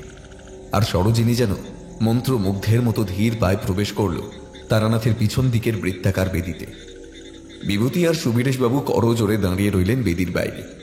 তারানাথ তান্ত্রিক বিধিবদ্ধ সতর্কীকরণের মতো বলে গেলেন, শোনো, যাই হয়ে যাক না কেন, যাই দেখতে পাও না কেন তোমরা, কেউ আমার বাঁ পাশের বৃত্তাকার বেদি থেকে বাইরে বের হবে না, কেমন? যতক্ষণ না আমি উদ্গ্রীব বশীকরণ যজ্ঞ সমাপ্ত করছি ততক্ষণ তোমরা ওই বৃত্তের মধ্যেই থাকবে। ভালো করে দেখে নাও, তোমাদের বৃত্তের সীমানা বরাবর 108টি অপরাজিতা ফুল রাখা আছে। যতবার আমি যজ্ঞে ঘৃতাহুতি দেব ততবার তোমরা একটি করে অপরাজিতা ফুল কল্যাণের বৃত্তের মধ্যে ছুঁড়ে দেবে। যখন 108টি ফুল শেষ হয়ে যাবে তখন বৃত্তের বাইরে না গিয়ে আমার পিছন দিক দিয়ে যে জায়গায় বৃত্তের সীমানা একে অপরকে স্পর্শ করে আছে সেইখান দিয়ে কল্যাণের বৃত্তাকার বেদিতে প্রবেশ করবে। কেমন? বুঝতে কোনো সমস্যা নেই তো? দুজনেই ঘাড় নেড়ে সাই দিল যে তারা বুঝতে পেরেছে। তারানাথ তার যজ্ঞ শুরু করলেন। ঘোর কালো রাত্রির অন্ধকারের বুক ফালা ফালা করে জ্বলে উঠল অগ্নিদেব। ঘি আর কাঠপোড়ার গন্ধে পূর্ণ হলো আশপাশ। প্রতিবার যখন তারানাথ তান্ত্রিক যজ্ঞে ঘি ঢালতে লাগলেন, ততবার সুবীরেশবাবু একটি একটি করে অপরাজিতা ফুল ছুঁড়ে ফেলতে লাগলেন তার কল্যাণের জন্য। বিভূতি অবাক বিস্ময় লক্ষ্য করল সেই পিতার হৃদয়ে নিজের মৃত্যুকে নিয়ে ভয় নয়, বরং অপার সন্তান স্নেহের পরিপূর্ণ পরিতৃপ্তি। যখন আর মোটে 10-12টা ফুল বাকি রয়েছে, তখনই ঘটল এক অপার্থিব ঘটনা। সামনের শাল গাছটা যেন প্রবল হাওয়ায় তুলতে শুরু করলো হঠাৎ, যেন এখনই তার গোড়া শুধু উপরে এসে পড়বে যজ্ঞবেদীর উপর। চারিদিকে যে ঝিঁঝি পোকা ডাক আর জোনাকির আলোর আস্ফালন ছিল, তাও যেন স্তব্ধ অদৃশ্য হয়েছে কোনো মায়া বলে। চারিদিকে শুধু শ্মশানের নিস্তব্ধতা। মাঝে হাওয়ার তেজ এতটাই বাড়ল যে যজ্ঞের আগুনও নিভে যেতে বসেছিল। কিন্তু সেই সব কিছুকে ছাপিয়ে তখনও বিভূতির কানে আসছিল তার ঠাকুরমশাইয়ের মন্ত্র উচ্চারণ শব্দ। হঠাৎ হাওয়ার দমকের সাথে সিদ্ধেশ্বরী মন্দিরের চাতালের টিনের চাল উড়ে গেল প্রচণ্ড শব্দে। আর সেই শব্দের সাথে যেন মিশে গেল সেই চির পরিচিত ফিস ফিস মেলি গলার আওয়াজ। সেই আওয়াজে না আছে কোনো উৎস, না আছে কোনো অর্থ। যেন সেখানে বসে থাকা প্রত্যেক ব্যক্তির মাথার মধ্যে সেই কণ্ঠস্বর ঘুরপাক খেতে লাগলো। সেই অপরাজিত ফুলটাকে সম্বল করে উঠে দাঁড়ালেন সুবীরেশবাবু, কারণ হাওয়ার বেগে ফুলগুলি পাশের বৃত্তাকার বেদিতে ফেলতে একটু অসুবিধা হচ্ছিল তার। বিভূতিদের বৃত্তাকার বেদির একদম ধারে দাঁড়িয়ে সুবীরেশবাবু অপেক্ষা করছিলেন তারানাথের যজ্ঞে ঘি আহুতি দেবার। কিন্তু হঠাৎ হাওয়ার দোলায় বেসামাল হয়ে তিনি একটি পা বের করে ফেললেন বৃত্তের বাইরে। আর তার সঙ্গে সঙ্গে বৃত্তের বাইরে ধীরে ধীরে ফুটে উঠল সেই বিভৎস অমানবীয় অবয়ব। সেই ভীষণ দর্শন অশরীরীর সামনের অংশ বিভৎস রকমের দগ্ধ, ঠোঁটের নিচের অংশের অদৃশ্যতার জন্য দন্তপঙ্ক্তি ভয়ঙ্কর রকমের উন্মুক্ত। সেই কালো দাঁতের শাড়ির মধ্যে রক্তের ছোপ আর মাংসের টুকরো আটকে আছে। বাদিকের চোখ লুপ্ত, আর সেই লুপ্ত চোখের জায়গায় বিভৎস রূপে ঝুলন্ত এক পিণ্ড মাংসের খণ্ড। ডান দিকের চোখ বর্তমান থাকলেও তার রং ঘন নীল। নীল শাড়ি পরিহিতা সেই নারীর কোটি দেশে লগ্ন হয়ে আছে এক ভীষণ দর্শন সাপ, আর সেই সাপের অর্ধেক অংশ সেই অশরীরীর নাভির মধ্যে দিয়ে পেটের মধ্যে প্রবেশ করেছে।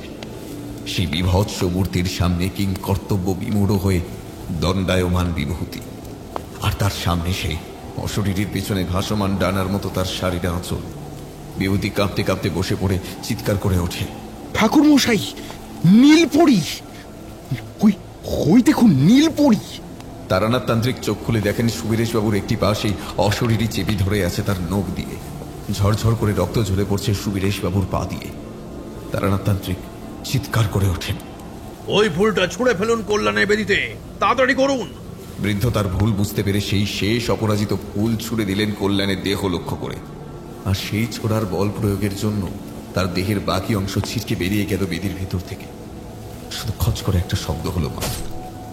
এক ঝলক ঠান্ডা হাওয়ার সাথে এক ঝলক গরম তাজা রক্ত কেবল জ্বলন্ত অগ্নিকুণ্ডে পড়ল। প্রস্ফুটিত কমলে উন্মুক্ত ভ্রমরের মতো সুবীরেশবাবুর নিষ্প্রাণ দেহখানা ছড়ে পড়ল মাটিতে। প্রবল সন্তান স্নেহে একজন পিতা আত্মত্যাগ করে গেলেন নিঃশব্দে। কল্যাণের পিঠ ও পা ভেসে যেতে লাগলো গরম শমিত ধারায়।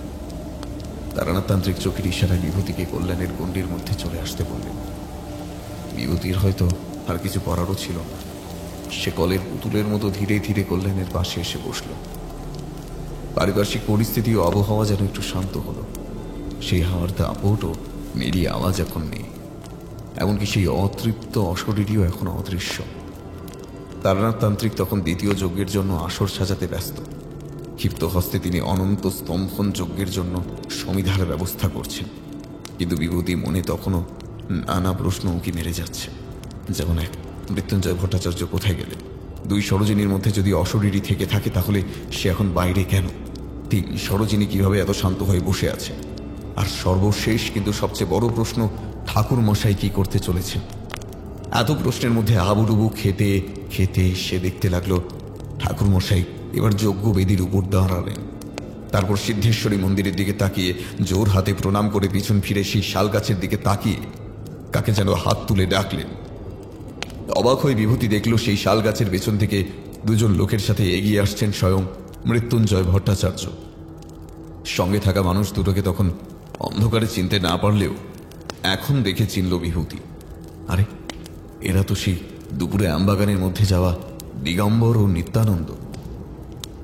তারা এবার ঠাকুরমশাইয়ের আদেশ মতো প্রবেশ করলেন তারানাথের বাম দিকের গণ্ডির তথা বেদির মধ্যে, যেখানে কিছুক্ষণ আগেই বিভূতি ও সুবীরেশবাবু ছিলেন। তখন বোধহয় রাত্রি শেষের মুখে ভোরের হালকা স্নিগ্ধ সুভাষিত নরম হাওয়া ভরিয়ে দিয়ে যাচ্ছে সকলের মন ও প্রাণ। তারানাথতান্ত্রিক যজ্ঞবেদীর উপর পদ্মাসনে উপবিষ্ট, পাশে রাখা একটা ছুরি দিয়ে তিনি তার হাতের আঙুলের কিছুটা অংশ কেটে সামনে জ্বলন্ত অগ্নিতে রক্তাহুতি দিলেন। দাউ দাউ করে জ্বলে ওঠা আগুনের স্ফুলিঙ্গের সাথে সাদা ধোঁয়া নির্গত হয়ে ঢেকে ফেলল চারিদিক। পাহাড়ি অঞ্চলে যেমন পুরু কুয়াশার চাদর বিছিয়ে থাকে গোটা উপত্যকা জুড়ে, তেমনি সেই সাদা ধোঁয়াও পুরু কুয়াশার মতো আস্তরণে ঢেকে ফেলল সমগ্র যজ্ঞবেদী। এখন পাশে শুয়ে থাকা কল্যাণকেও আর দেখা যায় না, যেন প্রকৃতি বিলুপ্ত হয়েছে কোনো এক মরীচিকার অতল গহ্বরে। বিভূতি চারপাশে তাকিয়ে লক্ষ্য করল পরিবেশ পুনরায় ভয়ঙ্কর হয়ে চলেছে। চারিদিকে মটমট শব্দে গাছের ডাল ভাঙার বিকট শব্দ, আর তার সাথে পাল্লা দিয়ে বেড়ে চলেছে কোনো ক্ষুধার্ত মানবীর ভয়ঙ্কর ক্রন্দন। যেখানটায় যজ্ঞবেদী তৈরি করা হয়েছিল সেখানটায় শাল গাছের আর মন্দিরের মধ্যবর্তী স্থান। এখান থেকে সেই পোড়া শাল গাছটা হাতখানেক দূর হবে। হঠাৎ তারানাথতান্ত্রিক যজ্ঞের আগুন জ্বালানোর একটা জ্বলন্ত কাঠ ছুড়ে দিলেন শাল গাছটার গোড়া লক্ষ্য করে। দাউ দাউ করে জ্বলে উঠল আগুন সেই শাল গাছের গোটা দেহ জুড়ে। আর এতক্ষণে কুঁকিয়ে কেঁদে উঠল সরোজিনী। বাইরে তখন উন্মত্ত হাওয়ার সাথে তাণ্ডব করে চলেছে সেই নীলপরি, আর গণ্ডির ভেতরে তারানাথের ঠিক পেছনে ক্রমাগত ক্রন্দনরতা সরোজিনী। এই প্রথম বিভূতি কোনো প্রেতাত্মার গলার স্বর শুনতে পেল, যেন তাদের প্রত্যেকের মাথার ভেতর সেই কথা আর শব্দগুলোর অনুরণন তাদের নাড়িয়ে দিয়ে যাচ্ছে। প্রবল আক্রোশে সেই অশরীরী বলে যাচ্ছে, তোদের কাউকে ছাড়বো না আমি, কাউকে না। তোরা সবাই মরবি, সবাই মরবি। কতক্ষণ কতক্ষণ কতক্ষণ এভাবে আটকে রাখবি আমায়? হ্যাঁ, আমি তো কারো কোনো ক্ষতি করিনি, সবাইকে মুক্তি দিয়েছি, আমি যন্ত্রণা থেকে মুক্তি দিয়েছি তোদের। তবে কেন কেন তুই আমাকে বেঁধে এভাবে কষ্ট দিচ্ছিস? তোদের আমার হাত থেকে কেউ বাঁচাতে পারবে না, কেউ না, কেউ না, কেউ বাঁচাতে পারবে না। শেষের বাক্যগুলো যেন অশ্রুরুদ্ধ ও অসংলগ্ন মনে হলো বিভূতির। তবুও সে সন্ত্রস্ত চোখে খুঁজতে লাগলো তার ঠাকুর মশাইকে। চারিদিকে পুরু ধোয়ার আস্তরণে সেই চেষ্টা ব্যর্থ হলো তার, কিন্তু আশ্বস্ত হলো ঠাকুর মশাইয়ের কণ্ঠস্বর শুনে। তুই যা চাস সেটাই পাবি রে মা। তুই ফিরে যা, তুই মুক্তি পা। নিজের প্রতিহিংসা মেটানোর জন্য কেন তুই একটা নিরাপরাধ অবলামের সর্বনাশ করছিস? মারে, তুই তো মা হতে চেয়েছিলি, তাহলে এই বোবা কালা মেয়েটাকে কেন তুই এভাবে কষ্ট দিচ্ছিস মা? ওকে তুই মুক্তি দে, আর তুইও মুক্ত হয়ে পরমেশ্বরের আশ্রয়ে যা মা। তোর যন্ত্রণা থেকে তুই মুক্ত হ। না না না, এরা যে পাপ করেছে তার শাস্তি এদেরকেও পেতে হবে। এদেরও মেয়ে মরবে, এদেরও সন্তান মরবে।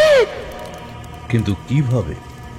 তোর অবলম্বন যে শরীর, সেটা তুই কোনোভাবেই পাবি না, কারণ সরোজিনী এখন মহামৃত্যুঞ্জয় মন্ত্রপুত গণ্ডির ভিতরে।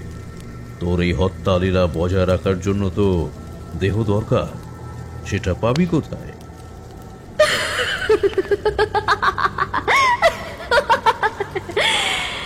তোকে আমি বুদ্ধিমান ভেবেছিলাম রে,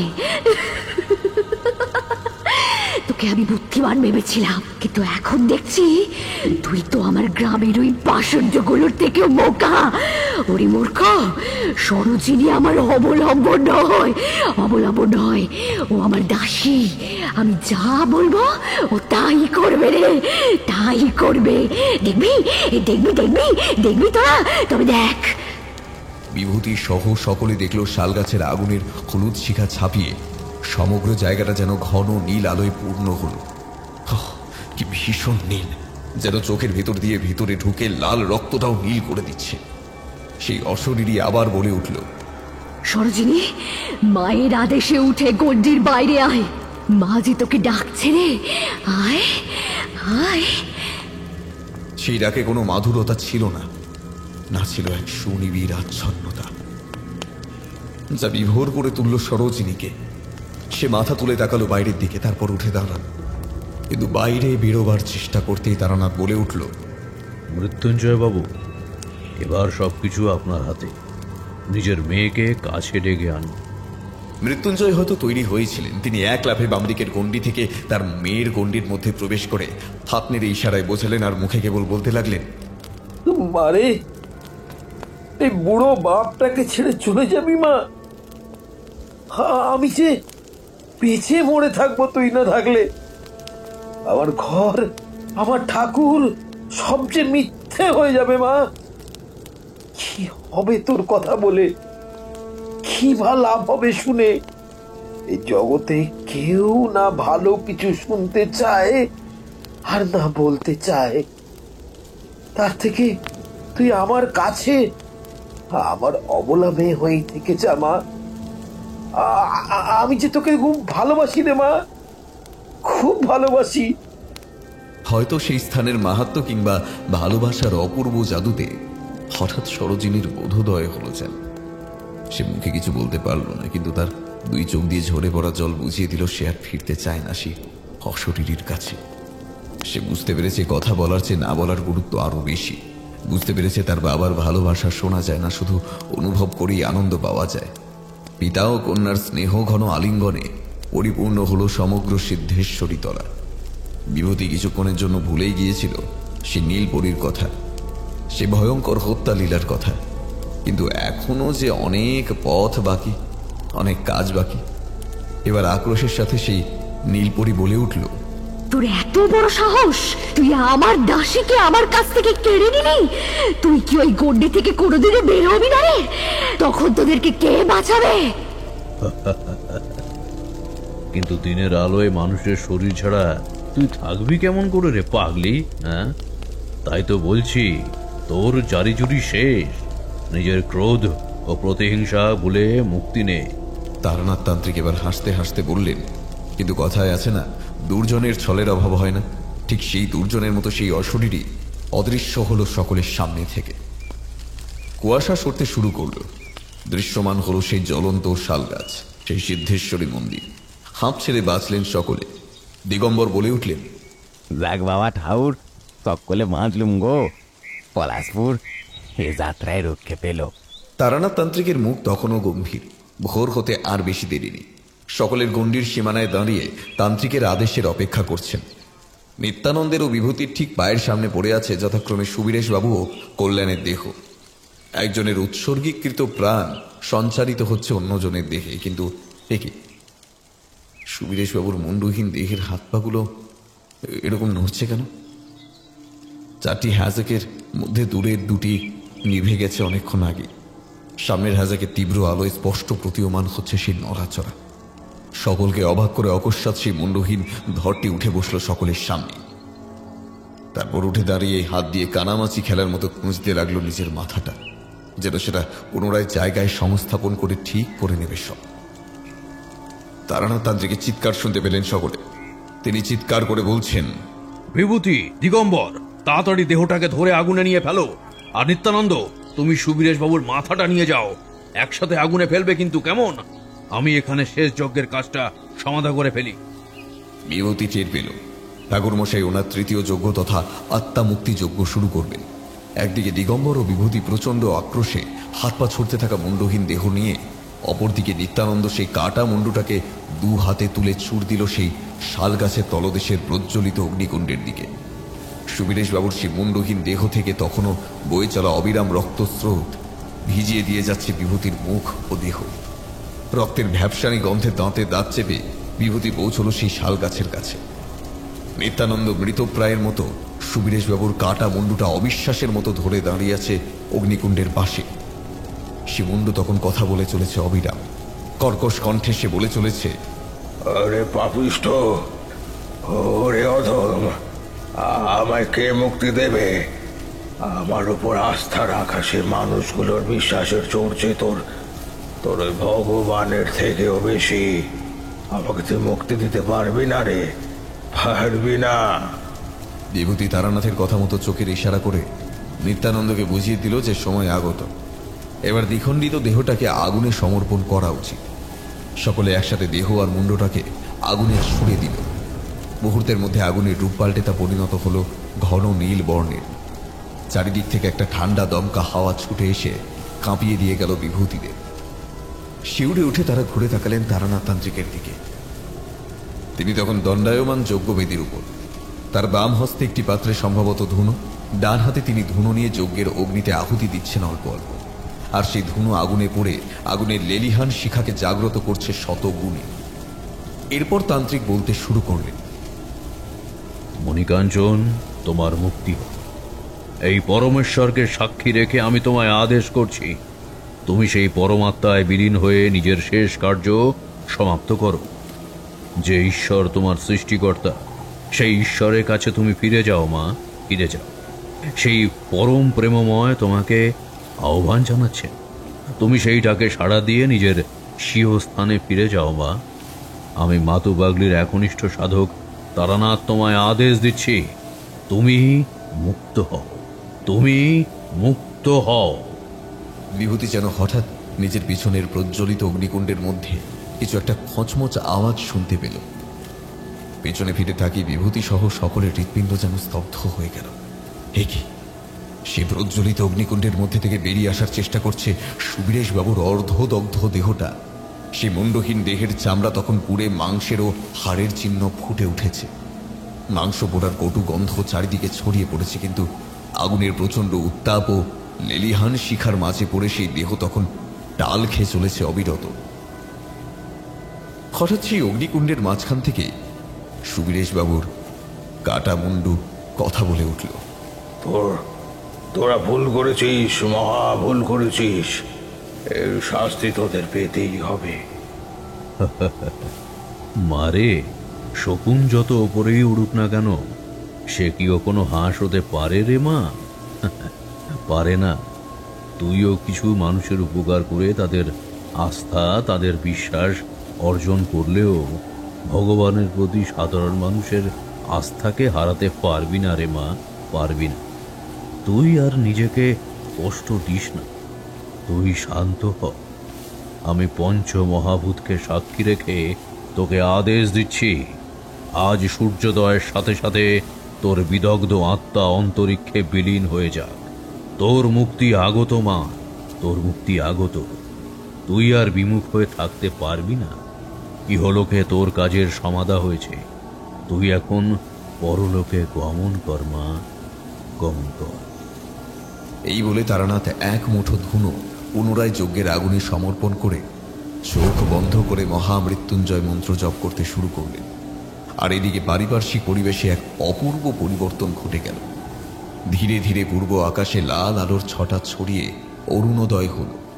শান্ত হালকা আলোর প্রথম কিরণ একসাথে এসে পড়ল তারানাথ তান্ত্রিক ও সম্পূর্ণরূপে ভস্মীভূত শালগাছটার উপর। তারানাথ ধীর পায়ে এসে দাঁড়ালেন সেই শালগাছটার সামনে। মর্মর ধ্বনি তুলে সেই মহিরুহ ভূপতিত হল। চারিদিকে ধুনোর সুগন্ধের সাথে এক অপরূপ নারী মূর্তির অবয়ব ফুটে উঠল ঊর্ধ্বমুখী ধোঁয়ার কুণ্ডলীর মধ্যে। তারানাথ তান্ত্রিক সহ সকলে নত জানু হয়ে প্রণাম করলেন সেই ছায়ামূর্তিকে। বিভূতির চোখ থেকে এক ফোঁটা জল যেন ঝরে পড়ল নিজের অজান্তে। আহ, এতদিনের যন্ত্রণা, কষ্ট, অভিমান, প্রতিশোধ যেন মুক্ত হলো এক অপরূপ শান্তিতে। মুক্তি পেল মণিকাঞ্চন তার যন্ত্রণা থেকে, তার প্রতিহিংসা থেকে। মুক্তি পেল মণিকাঞ্চন এই বর্বর সমাজের নৃশংস সামাজিকতা থেকে। মুক্তি পেল মণিকাঞ্চন জাতপাতের ভণ্ডামি, সামাজিক গোড়াত্বের নোংরামি থেকে। মন আর শরীর দুটোই খুব হালকা মনে হলো বিভূতির। তখনও প্রদগ্ধ অগ্নিকুণ্ডে জ্বলন্ত পিতৃস্নেহ উড়ে যাচ্ছে ধীরে ধীরে। ভোরের অল্প আলোয় সেই অগ্নিকুণ্ডের ধূমায়িত নীল ধোঁয়া মুছে যাচ্ছে দিগন্তের শেষ প্রান্তে। সকলে যজ্ঞ শেষ করে ফিরে গেছেন আপন আলয়। হঠাৎ সেই অগ্নিকুণ্ডের হলুদ আলো বিস্ফোরণের সাথে বদলে গেল লাল রশ্মির ছটায়। তার সাথে